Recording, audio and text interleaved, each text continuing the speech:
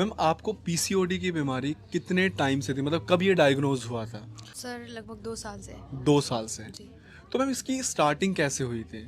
Sir starting तो मुझे नहीं पता कैसे हुआ था, लेकिन जब मैं एलोपैथ हम्म। ट्रीटमेंट ले रही थी, हम्म। तो वहाँ पे अल्ट्रासाउंड करवाने के बाद पता चला कि मुझे पीसीओडी है।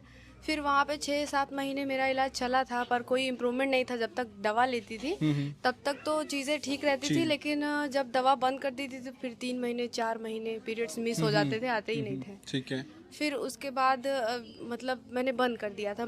फिर उसके बाद मेरा पीरियड्स मतलब ऐसे आया, हाँ हाँ। 6-7 महीने के बाद आया। ठीक है। फिर जब आया तो बंद ही नहीं हो रहा था। छः हाँ हाँ। महीने 7 महीने ब्लीडिंग लगातार चल रही थी। ठीक है। किसी भी दवा से आराम ही नहीं हो रहा था। फिर 1 महीने मैंने एम्स में दिखाया था, तो हाँ हाँ। वहाँ बंद तो हो गया था, लेकिन मैं एलोपैथ दवा लेना नहीं चाहती जी। थी। फिर मैंने यूट्यूब पे देखा उपासना ठीक है। मैम, तो फिर यूट्यूब के थ्रू फिर मैं यहाँ पहुँची। फिर जब से मैं यहाँ से ट्रीटमेंट ले रही हूँ, मुझे काफ़ी आराम है। काफ़ी आराम है। दवाइयाँ जब आपने यहाँ से लेनी शुरू की, उसके कितने टाइम बाद आपको रिलीफ मिलना शुरू हुआ? 15 दिन बाद ही मुझे रिलीफ मिल गया था। 15 दिन बाद। जी।